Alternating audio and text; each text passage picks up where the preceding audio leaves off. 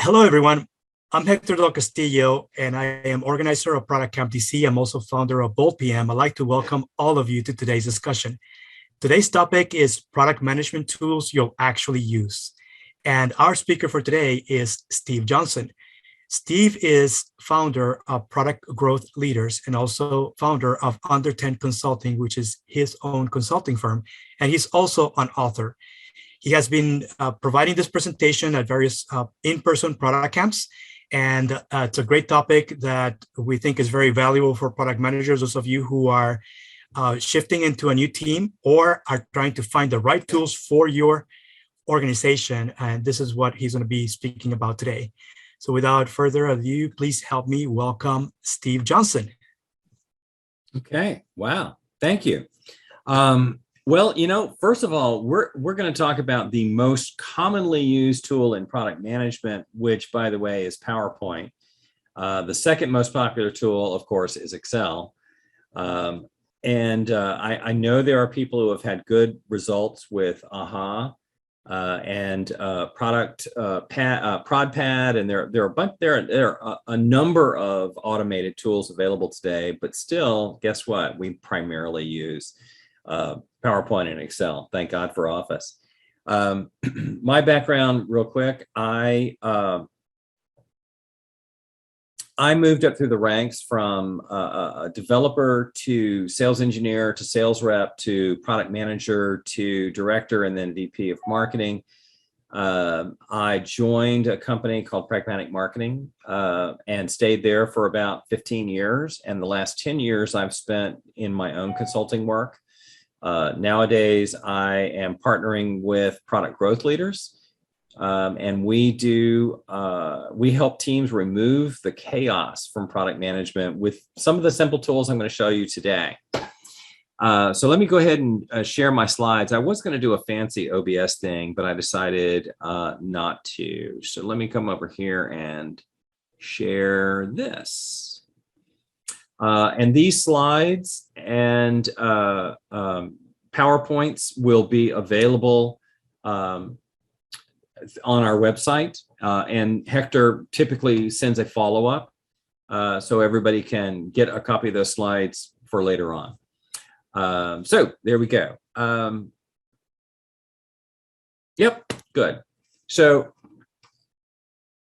let me just start off with some baggage. I'm amazed at the number of product managers who spend all of their time prioritizing a backlog, but they don't have a vision.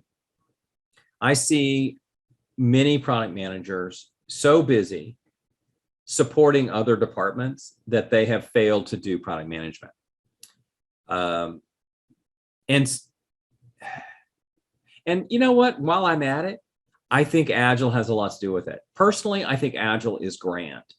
And yet, somewhere along the way, somebody defined the role of product owner, which in theory is product manager, but in practice is business analyst. And so we see a lot of product managers who are not, in fact, doing product management. So my challenge to product managers is we should all be able to define a vision for our products. We should be able to share a plan. We should be able to tell a story. And then we should be able to prioritize the backlog. And so I'm going to show you these 4 tools for you to socialize in your organization, starting with the product vision canvas. When I was coming up as a product manager, we wrote business cases, 20, 30, 40, 50, 60 page business cases, which of course no one read. The rule is a business case is a document that we write that no one reads. And yet there's a lot of value in articulating the business case or the business plan in a Word document, but executives can't read, right? So as a result, we summarize that business canvas or that business plan into a 1-page canvas, which they will read. So this is a tool that we use in our Fundamentals of Managing Products course. And I just want to walk through it. So, you start off with, what is the product and who is the executive sponsor? Who is this thing for? What is the buyer persona? Who is the buyer persona? Who is the user persona? What problem at the high level does this thing solve? And I think so many of our organizations are doing factory work that they're just like, the sales guy says he wants a button on screen number 3, and we lose sight of what is this product for in the first place, and what are the alternatives that people are considering? Maybe competitive products, but as someone pointed out earlier, Excel is the most popular tool in the world. I mean, I'm told that more data is in the form of Excel than in database. So one of the alternatives that we frequently encounter is Excel. Another alternative we encounter is do nothing. And yet, even when we do have competitive information, we tend to look at our lookalike competitors and not true alternatives. Why is this thing an opportunity for our organization? How is it going to move us forward in the market? What is your vision for the product, and what is our advantage? And I think in many cases, the vision is as simple as the metaphor. Or maybe it's a simile. I think it's a simile. Our product is like Airbnb, but for dogs, right? Our product is like DoorDash, except for alcohol, something like that. And it tells you at the high level, what is this thing and where are we trying to go? And our advantage is what makes us uniquely as an organization, what makes us uniquely qualified to offer this. The next section is, what are the risks associated with this product? What are the things that are preventing us from achieving success? How are we measuring success? What are the key metrics? And it's not always revenue. It usually should be more like adoption, how many people, or net promoter score, and revenue will result. But how will you know if you're successful? Key metrics is the answer. And then here's where it really gets interesting to me. And this is something I'm sure I pulled from Osterwalder's business model canvas, is not what are the units of cost, but where will the cost come from? And it's not how many dollars of revenue, but where will the revenue come from? I can fill, the real point is I can fill this thing out without bothering anybody else. But as soon as we start getting into how much is this going to cost and how much revenue is this going to generate, I have to start bothering a lot of other people. It starts being a serious job now if I'm doing like a 3 to 5 year financial forecast. But I can tell you, before doing any of that work and before bothering any other department, I can say there's going to be some development costs, and there's going to be some launch costs, and there's going to be some promotional costs, and so forth. I can tell you we're planning on getting revenues through direct sales as well as web sales, and we're not going to get any revenues from partners or something. So that's a pretty simple way of defining what it is. And the problem is, again, we're so often down in the weeds. We're so often looking at feature 1, feature 2, feature 3, or request number 1, 2, 3, that nobody has an overall picture of what it is. And that's the first tool that product managers should start with. If you're in a new role, and I recently went through this experience myself, I was in a new role and I went through every product in the portfolio and built one of these canvases. And it was amazing the number of discussions we had where people said, I don't think that's the problem we solve, or I don't think that's the buyer persona. And you're like, every one of these things that we don't agree on is a research opportunity.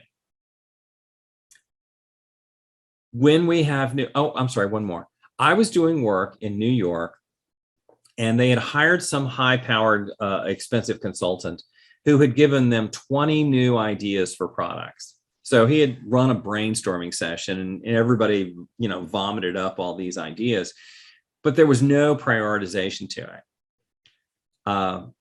And they're like, well, which of these 20 can we go forward with? Because the reality is we can only do maybe 1 or 2 of them. We can't do all 20 of them. And that's where opportunity scoring comes in. So step 1 is you've got this business idea, great. Build a product vision canvas. And then use opportunity scoring to compare multiple opportunities to one another. And that's the second skill that product managers need, which is prioritization. There will always be more work than can be done. Every sales guy has 16 ideas of ways to fix the company. Every developer says we can throw, we've got all these feature ideas. Everybody has feature ideas and product ideas. You need to have a really simple way of saying, all right, of all these compelling ideas, which are the vital few? Which is the 1, 2, or 3 that we can realistically go forward with? And so this is a tool that I use for opportunity scoring. First, asking questions about, does the market value this?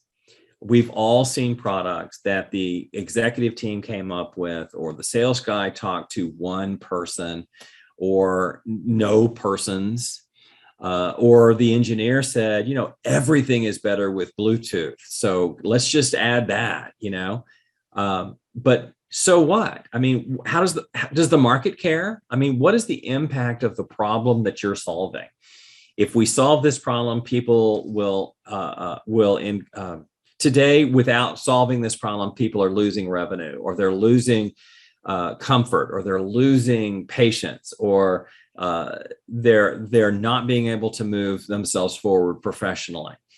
And how dissatisfied are they with the current state? And an example of that might be, let me do product management training for a second. I mean, here's a big problem. There are a lot of people who are taking on product management jobs and are given no training. Welcome aboard. Here's your, here's your title. You're the product manager. Go do whatever it takes. And if you, and that's a problem, because there are a lot of product managers who are not doing product management. And as Marty Kagan said in one of his books, most product managers are not doing the job their company needs them to do. And, talk to the market. They're pretty dissatisfied with the current situation. We have different language, different tools, different metaphors, different job definitions. It's chaos. And the evidence is almost everybody has this problem. So here's another one. Hector was talking on mute a while ago. Who among us has not done that? We've all talked on mute for a long time. And everybody on the call is going, dude, you're on mute, but you're so into it. It's like, I don't know about it. And the Zoom button for mute is so subtle, you don't notice it. So here's a problem. And I'm not saying it's a big problem. It's not like world hunger or the war. It's a low impact problem, but a very high level of dissatisfaction. And the evidence is every single one of us has encountered this in every single Zoom call we've had. And that's why I use a product called Mute Me. It's a USB device that glows red whenever I'm on mute. And it's really obvious that I'm on mute.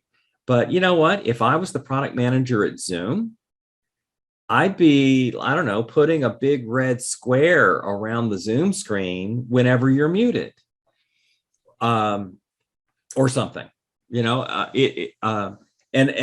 got into solutioning. I didn't mean to, but we can look at any product idea or feature idea or marketing campaign and say, how big is the impact? What is our dissatisfaction? What is the evidence? And that tells us how the market will receive it. And then we have to ask questions on whether this is valuable to our organization. So what is the advantage to us? And if you go back to our product canvas and look at what our key success metrics are, the advantage to us is, will you increase that key success metric? So if success is measured in revenue, then you would look at each of these items in the context of, does that increase revenue? But if your objective or your metric is adoption, then the advantage to us would be accelerated adoption of this feature. For example, most iPhone users upgrade their phone to the new operating system within 3 days of its release. Most Google phones are at least one release behind. because the phone companies make it so difficult for you to upgrade. So there are some serious people who are like, I'm going to force my way in. But Apple phones get upgraded all the time. Apple computers get upgraded all the time. I talked to somebody the other day. They're still running Windows XP and they're perfectly happy with it. I also read that almost no computers available in the market today can be upgraded to Windows 11. So that's going to be an interesting thing coming at it.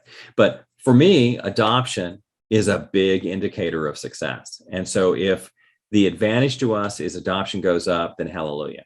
And then the second factor is, how hard is this to deliver? Because if you have two things that are otherwise equal and one of them's easy and one of them's hard, do the easy one, because you can get it in the hands of the market straight away and start making money or start making whatever your advantage is. And the way you come up with a priority is by multiplying all of those together and dividing by the last. Now, Hector, how did you know that was the answer? Good for you. I was looking at the bottom of the bottom right corner. You're right. It is down there. I just, wonderful. Yeah. So the first four columns multiplied together divided by effort gives you a priority.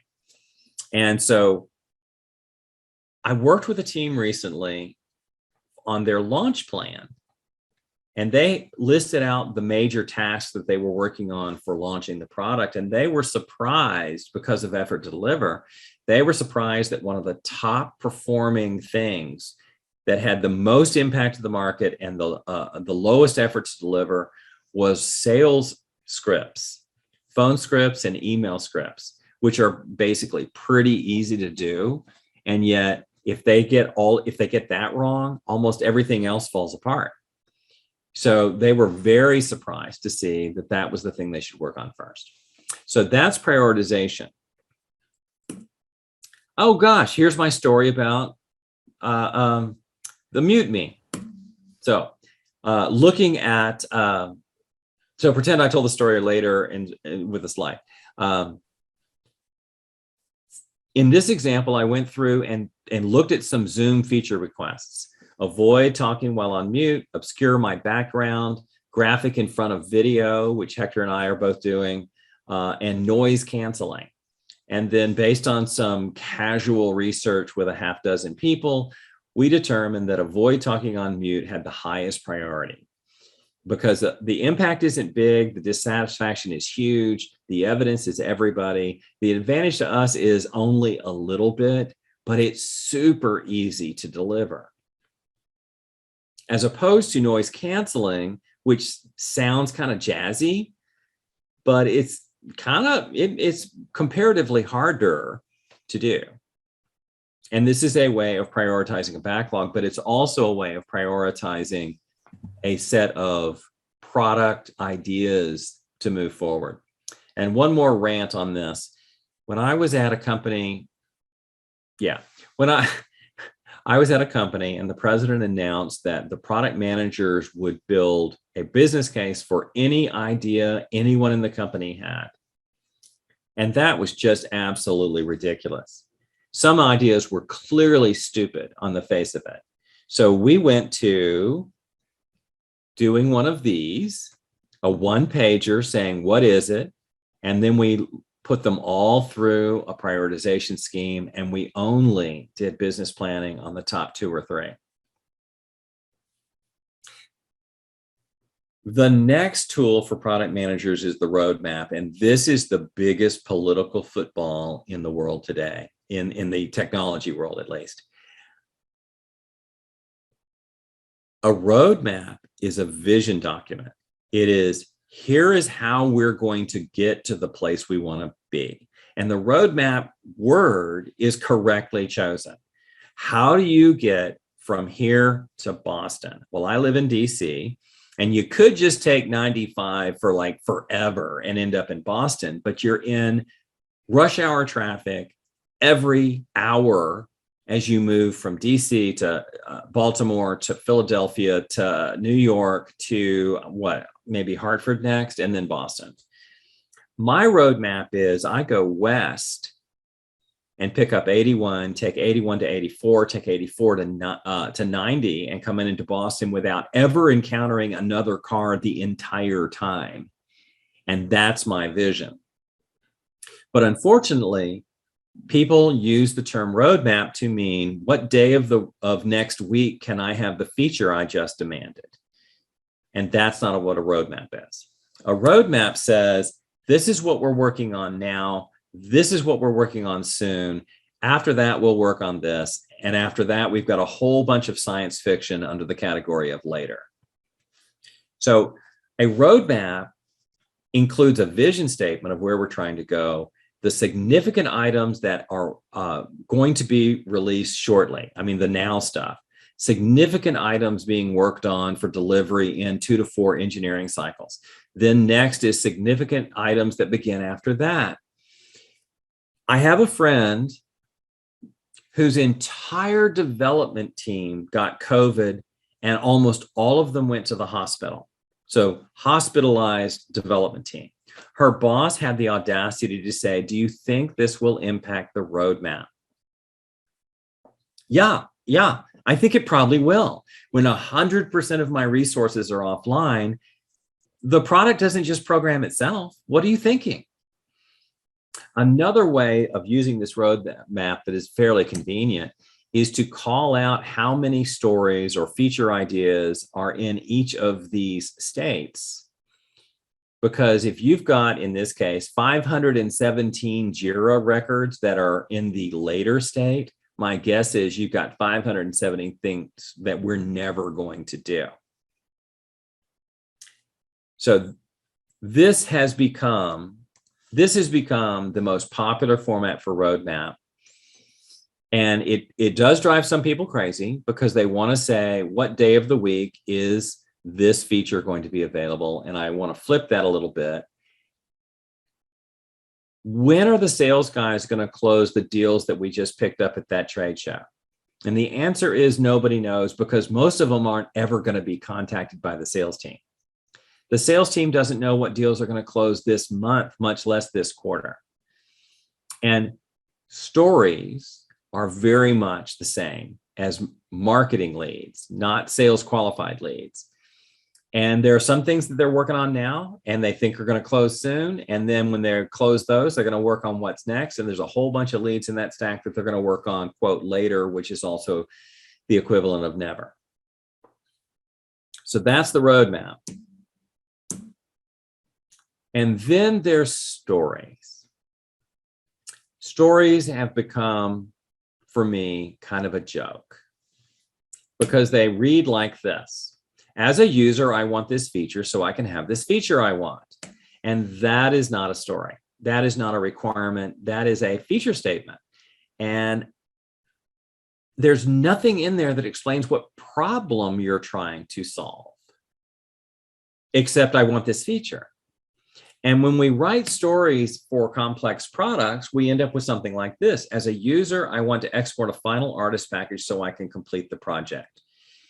Almost every word in that sentence is not helpful. And yet, I know, as somebody who uses this particular tool, which is Pro Tools, I know what they're asking for. But this is not a good story. It doesn't provide context. This is a better story. I'm not positive it's a great story, but it's a better story. So let me tell it to you as a story, and then I'll give some context. As a sound engineer, which is a lot more specific a persona than a user, it takes hours after each session to create and deliver an artist package. An artist package, by the way, is the final mix of a song plus stems, which are independent recordings of each instrument. So for instance, you sit down and you put a guitar track down and a bass track down and you do 4 vocals and you say, okay, I want to do my stems here. So you export the guitar and the bass and all the drums as one track and all the background vocals with all the effects and the reverb applied, and you export that. And that's a stem.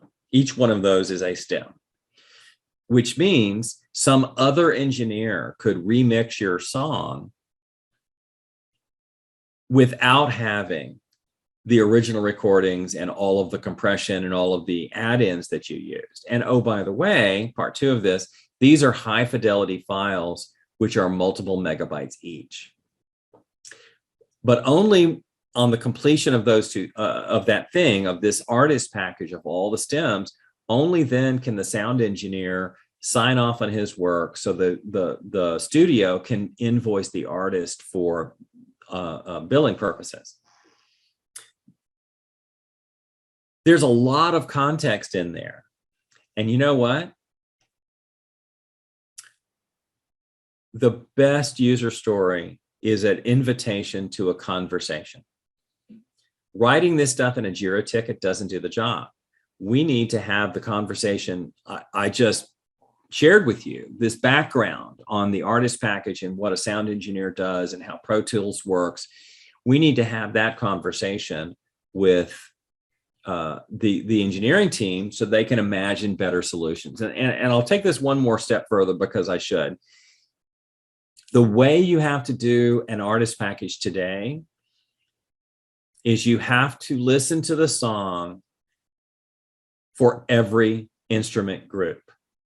So as the sound engineer, you say, all right, I'm going to export drums now, and you click export, and you have to sit there and listen to the drum part, having muted everything else. And after 3.5 minutes, you stop that, and then you say, okay, now I'm going to export the background vocals. And you click export, and you listen for 3.5 minutes to the background vocals. And you do that for every instrument group. So this process takes hours. And golly, I'm not getting into solutioning here, but it surely would be nice if I could say, generate artist package and walk out of the room and have it. I don't care if my computer works for 12 hours, as long as I don't have to be there for it. So the best story is a story, not a formula. This is worthless. This, I think, is incredibly valuable. What I have found is engineers want the context. They don't want the design. And what we often do is say, hey, engineer, build me this thing I have designed for you. And they're probably better at it than you are. The final tool that I want to share with you is the one that we always neglect. After every release and after every launch, we should run a retrospective. And what I have found is most product teams are practicing a thing called Agile Butt. We're doing Agile, but we're not doing retrospectives. Or we're doing Agile, but we're not doing daily stand-ups. And they start, they say we're doing Agile, but then they say, here are all the things we're not doing as part of our Agile method. And the one most commonly that I hear is we're doing Agile, but we're not doing retrospectives. And retrospectives are the only way you get better. So after each release and after each launch, we should be doing a retrospective. And this is not difficult.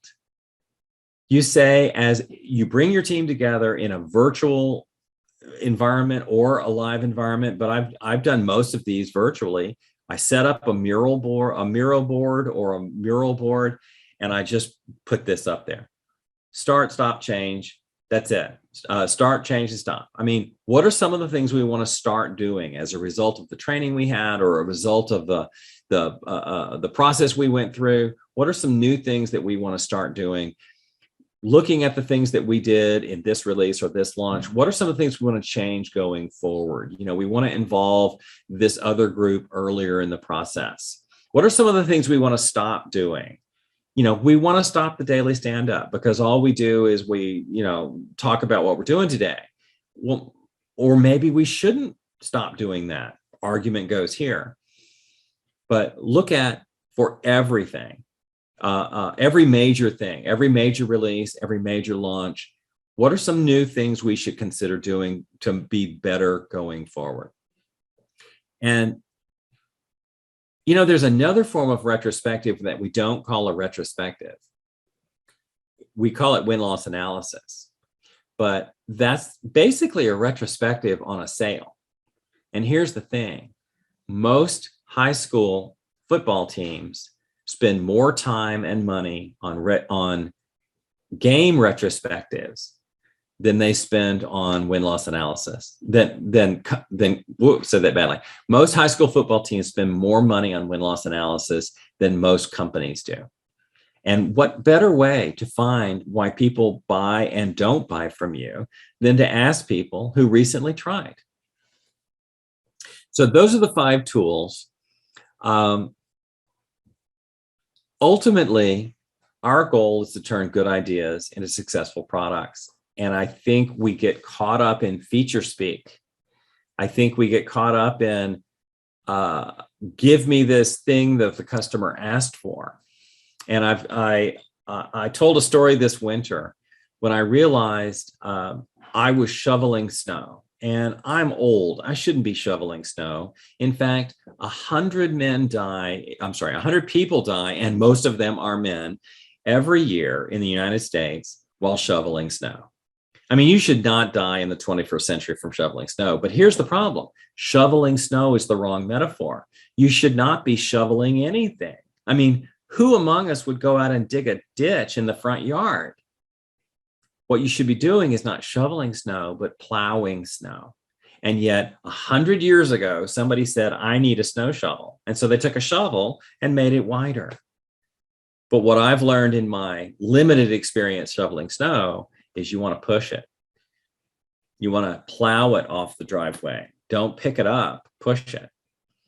And the more we can be focused on the problem that we're trying to solve, that leads to good ideas, and good ideas lead to successful products. And the thing is, you're unique. There is no other company like yours. Common practices are not best practices until you've adapted them to your people, your products, and your processes. And if you've gone through training that you didn't feel really met your needs, I've written an ebook about this, about why traditional training fails. And like some of the things I've talked about today, it's really primarily about really understanding how this stuff is applied in your world. But if you would like to stay in touch with me or ask me more about product management tools you'll actually use, I'm Steve Johnson at Product Growth Leaders. Here's my LinkedIn information and my Twitter information. And with that, I will turn it back over to Hector. All right. Thanks so much, Steve. And folks, if you have any questions, you can either type them in the chat, or you can also unmute yourself and ask a question. And I do have a question while we are waiting for additional questions from the audience, Steve. And that is, you spoke about the product vision as being key in any situation where you're coming in as a product manager. How worthwhile is that as doing that in your first 90 days of starting a new product management job? You know, that's a really good point. I think it's probably, well, I considered it very critical because that's what I did, right? But I think it's quite fascinating, the number of companies that everybody thinks they know what their products are, and yet salespeople are selling something different than what marketing is promoting, and that's something different than what development is building. So, hey, good pickup on your part, Hector. I think that one of the first things you want to do in the first 90 days is go through and inventory your products, including ones maybe development doesn't even know about. And a product vision canvas would be an excellent way to achieve that. And my other question, it looks like these tools are all visual tools. How easy, and I don't know if you have addressed this in teams, where you're using a whiteboard and then you're reconstructing the canvas on a whiteboard, a much bigger surface area, or a wall. How have you done that before? You know, I have, and yet a lot of these tools I built because I never want to draw it again on a whiteboard. So, you know, what I would use is I'd take the slide and I'd project it onto a whiteboard and then give everybody Post-it notes and say, all right, you know, what are your buyer personas? And they come over and put in Post-it notes. And so a lot of these tools, the road mapping tool as well, is a fairly clever way of road mapping, right? So I'm a huge believer in whiteboards, and I actually, as somebody else said earlier, I actually prefer analog. If we could do this in a room, the same room with one another with post-it notes, that's so much better than what we can do with a mural board or a Miro board. But you have to thank those companies for offering us those tools as during these Zoom times. Mm-hmm. On the product roadmap, it seems like you have like 3 different colors. Typically what I do is I will start making sure that we have enough things going on in Horizon 1, and then Horizon 2 and Horizon 3. And I sort of equate that to Horizon 1 is, what are we working on now that is revenue generating? And you can continue to do a lot of things like bug fixing when there's defects. And typically you allocate a specific portion of resources to do nothing but bug fixing. But then also incremental improvement, which means building features in a phased approach, a little bit at a time, right? And especially in an agile environment, you can do that very quickly for Horizon 1. What I find is that when most people don't really have a process by which they're following a roadmap that can sort of clearly map what is Horizon 1 versus what is Horizon 2. And Horizon 2 to me is everything in the orange that you have here. What are we going to be working on soon? Or what might be doing next if such and such and such happens, right? So there's a lot of if then else on the future. And often there's no clarity on communicating that with teams. What do you suggest for doing that to make sure that you have enough things in the queue that are soon or next versus those that are later? And the criteria for shifting things between later to next to soon, all the way to by the time they're actually assigned to development resources.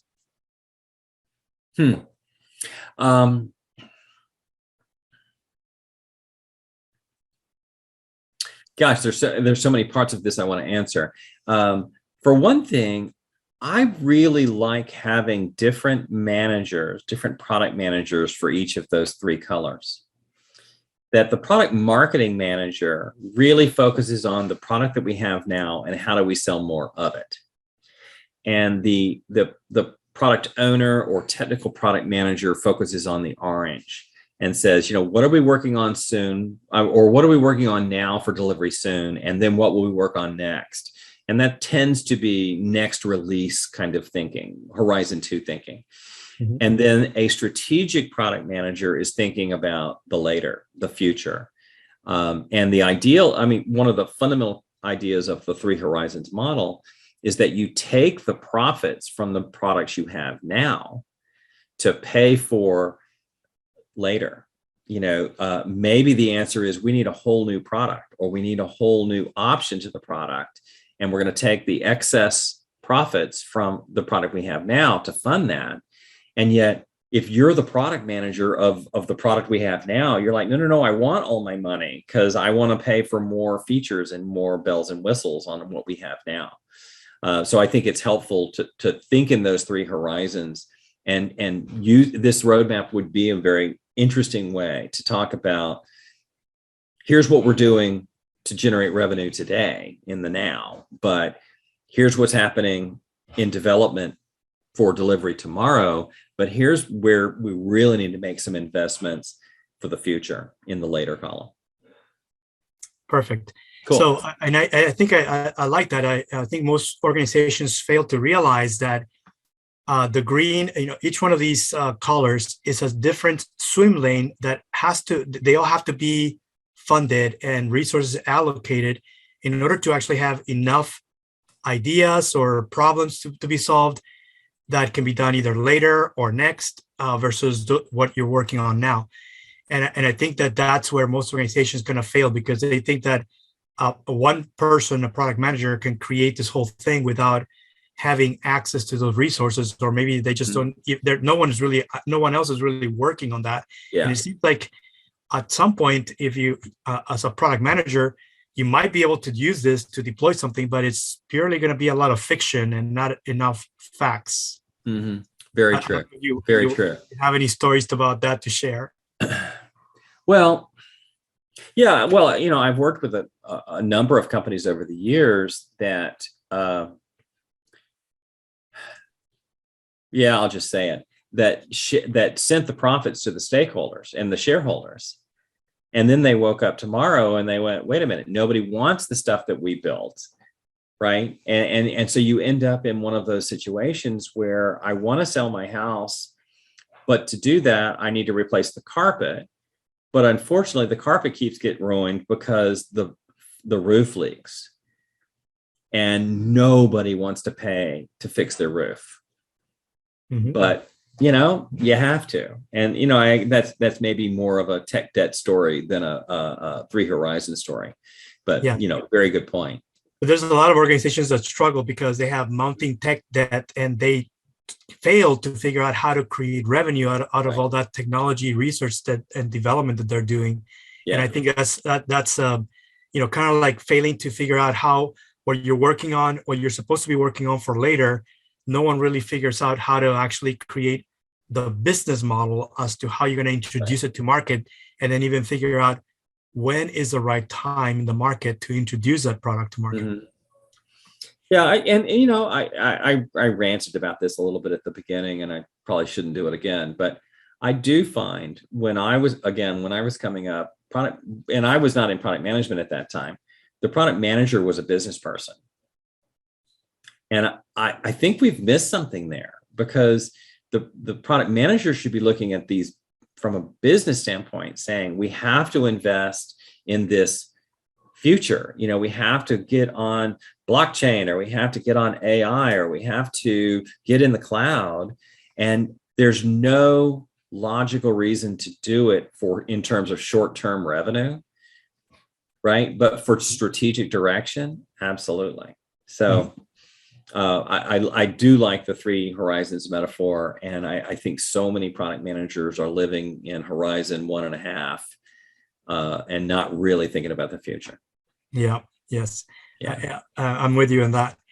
We do have a question about your prioritization formula you showed us earlier and how that works. How can that help an organization figure out when something is high value, but also high effort versus things that are lower value and lower effort? How do you, how do you kind of figure out when is the right time to actually focus on the high value, high effort, instead of just focusing on low hanging fruit that is low value and low effort, and you can just do lots of those? Well, I would hope that the formula corrects for that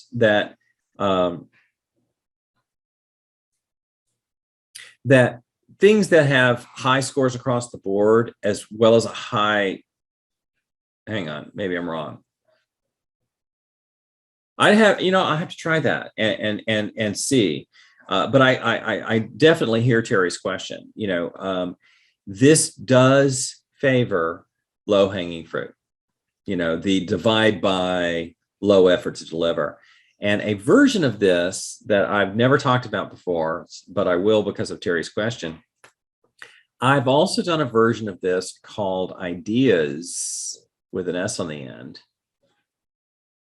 which is a factor of how strategic is it. So, it's sure, muting on Zoom irritates the hell out of me.